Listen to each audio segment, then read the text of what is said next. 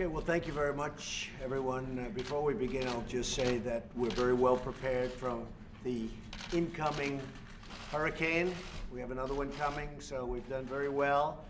North Carolina, South Carolina, Texas, Florida, Puerto Rico, so many places. And we have another one coming in, a big one, much bigger than they anticipated a week ago, 7 days ago. I heard for the first time there was a very small drop of weather that looked like it was forming, and now it's pretty close to a Category 3 if it's not already a Category 3. So we are very well prepared. FEMA's ready. We're all ready. Spoke with Governor Scott. Spoke to everybody that you have to speak to, and I think that hopefully we'll get lucky, but maybe that won't happen. But we're prepared. I wanted to do this because Nikki Haley, Ambassador to the United Nations, has been very special to me. She's done an incredible job.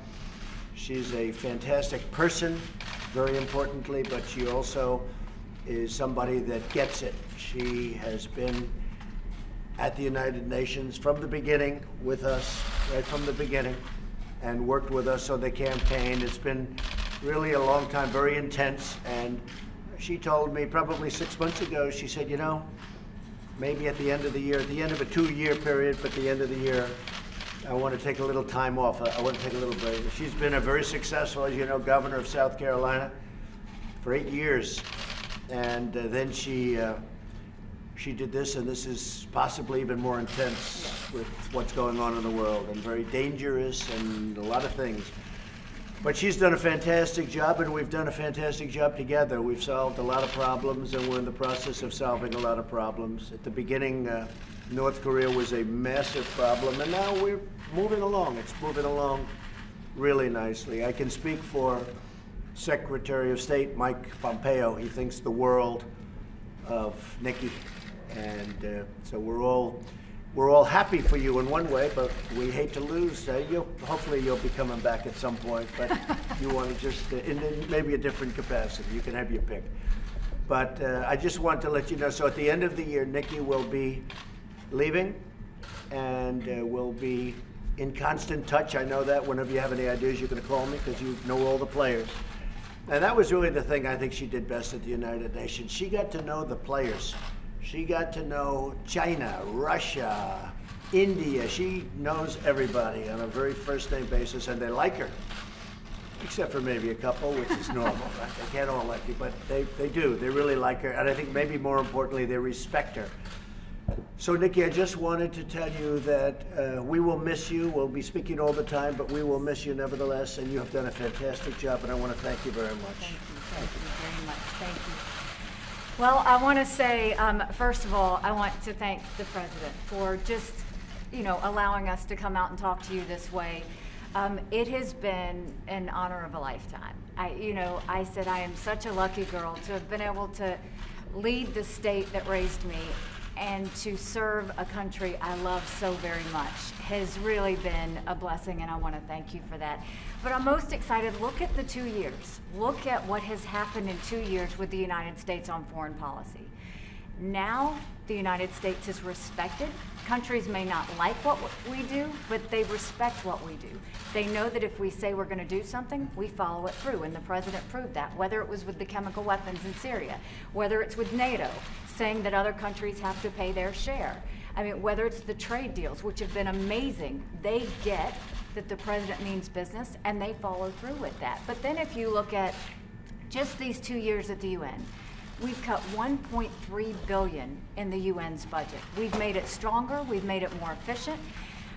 South Sudan, we got an arms embargo, which was a long time coming. 3 North Korean sanctions packages, which were the largest in a generation, done in a way that we could really work towards denuclearizing North Korea. The Iran deal, bringing attention to the world that every country needs to understand you can't overlook all of the bad things they're doing. You have to see them for the threat that they are. I think you look at the anti-Israel bias and the strength and courage that the President showed in moving the embassy and showing the rest of the world, we will put our embassy where we want to put our embassy. All of those things have made a huge difference in the U.S. standing, but I can tell you that the U.S. is strong again, and the U.S. is strong in a way that should make all Americans very proud. And I do want to say that it's not just the president I want to thank. The family in general. The First Lady has been nothing but very, very kind to me.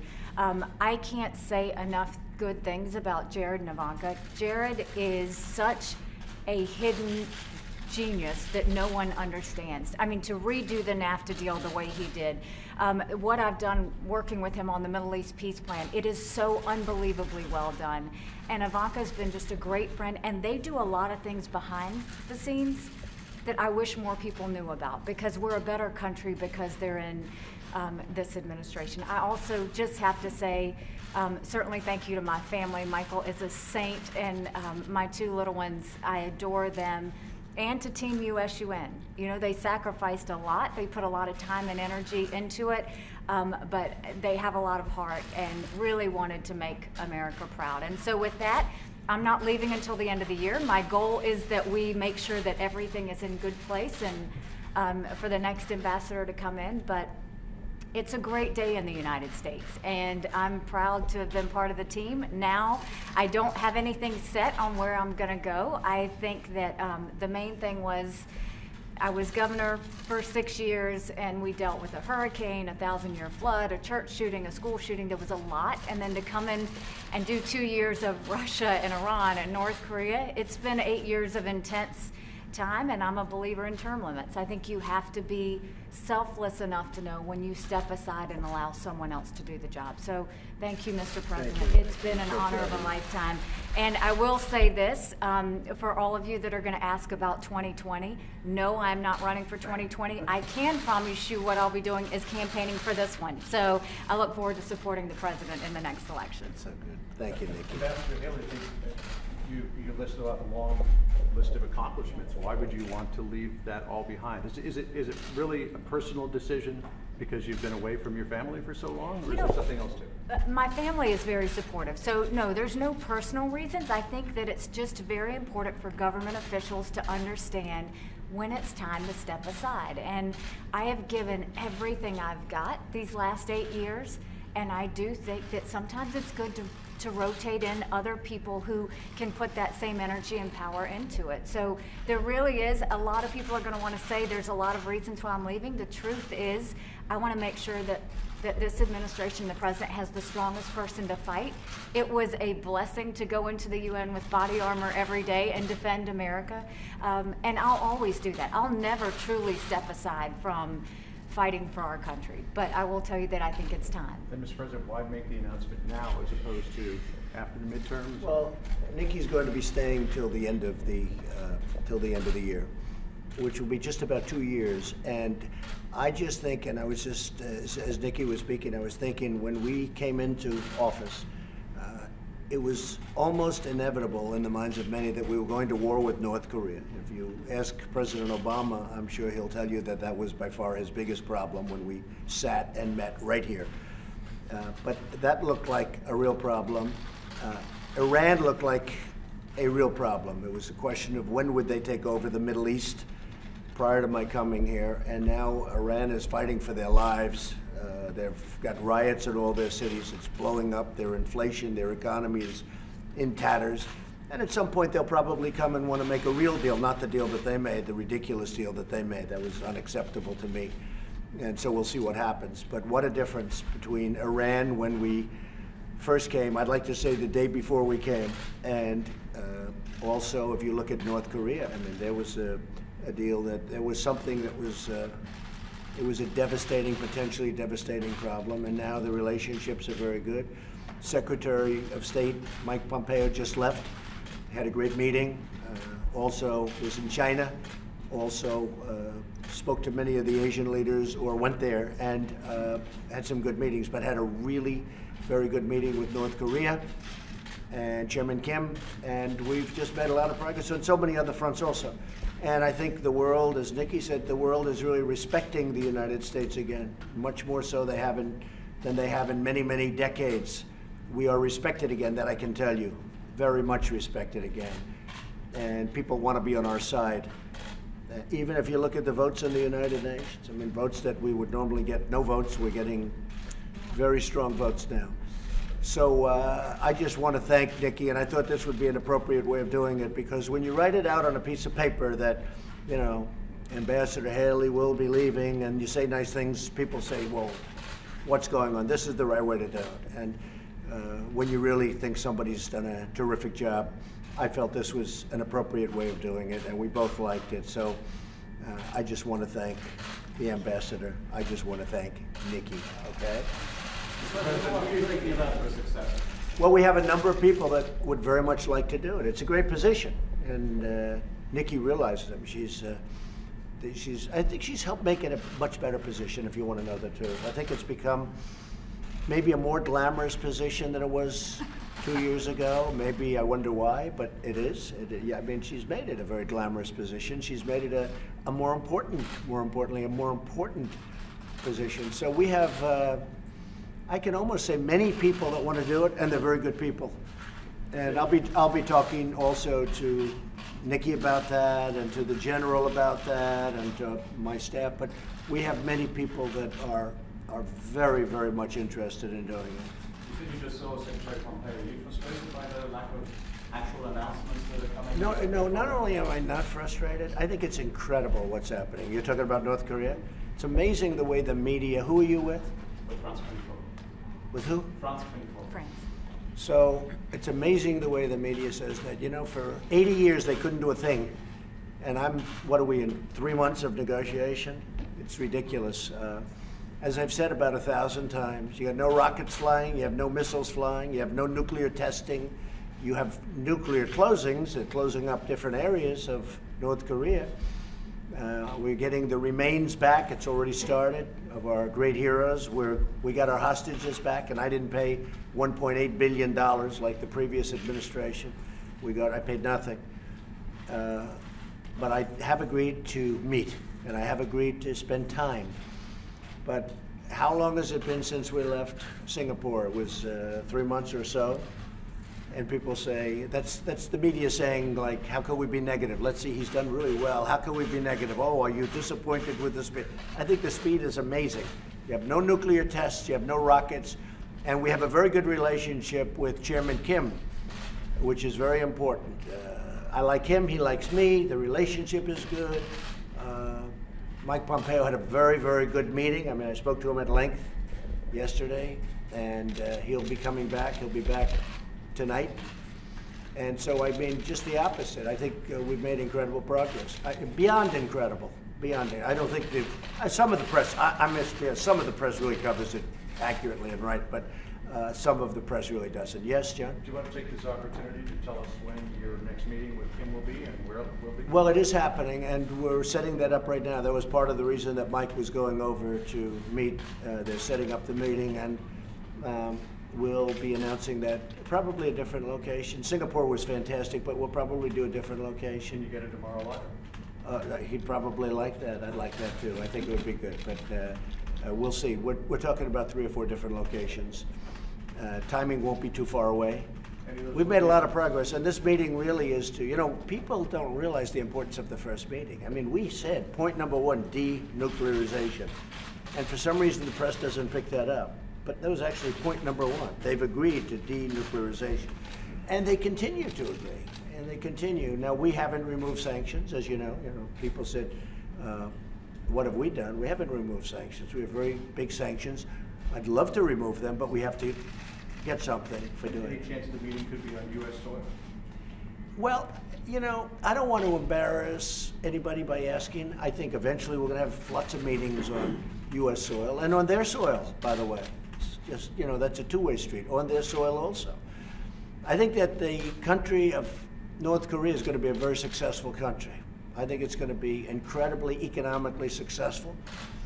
And I want to make it that way. I think it's going to be great. Other countries, other people, entrepreneurs, banks, I will tell you, they're calling, wanting to go there and wanting to invest. At some point, when Chairman Kim makes that decision, I think he's going to unleash something that's going to be spectacular, really spectacular. And I think he knows it, and I think that's one of the reasons that we're having very successful conversations. I think he wants to get on with it. President, when will a successor Yes. to Ambassador Haley be named? Excuse me? When will a successor to Ambassador Haley be named? When? is? When will a successor be named? Oh, I would say we'll name a successor, I don't know, within the next 2 or 3 weeks. Maybe sooner. Mr. President, have you spoken to the Saudis about the missing woman postponement? I have not, no I haven't, but I will be, at some point. What do you know at this point? I know nothing right now. I know what everybody else knows, nothing. What's your response to Hillary Clinton saying last night's swearing in of Judge Kavanaugh was more a political event than it was a national event? I guess that's why she lost. She doesn't get it. She never did. I knew that a long time ago. Hillary never got it. That's why she lost. Anything else? Sir, the midterms are in 4 weeks. Yeah. What's your prediction right now for the GOP, and how's your stamina out on the campaign trail? I think we're going to do well. What you people would say, I guess, if you saw there was a 5% drop-off, you'd say, there's something wrong with the president. You would say, but no, I'm going to Iowa tonight. We have a big, big crowd. We're going to make a big announcement tonight, by the way, in Iowa. We're going to be making a very big announcement. And I have to say the farmers are so thrilled with the USMCA, the new agreement. I don't use the word NAFTA because NAFTA was a disaster for our country. NAFTA, we lost millions and millions of jobs, thousands and thousands of factories and plants, and bad for farmers. You look at what happened. Farmers over the last 15 years, it's only gone down. Now they're going to go up. We just opened up Mexico. We just opened up Canada. And it's great for our farmers. But I'm going to Iowa tonight, and we'll be talking a little ethanol tonight.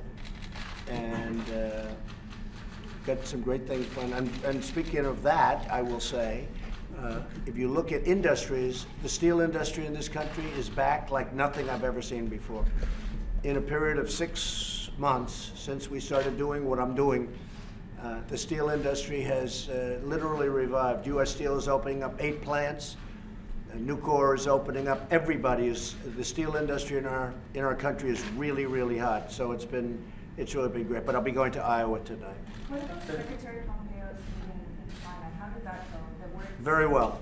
Very well. No, we're very well. We have a very good relationship with China, but you know they took out $500 billion out of our country for many years, each year, and we just can't let that happen. This should have been talked about by people in this chair for many years. Look, for years and years, they were taking out $200, $300, $400, and even $500 billion a year. We helped rebuild China. If we don't do that, China's not where they are right now. And that's fine with me, but we're not doing it any longer. You promised more tariffs on China if they retaliate. Oh, sure, absolutely. Are you going to go forward with that? 100%. If they do that, if they retaliate, what does retaliate mean?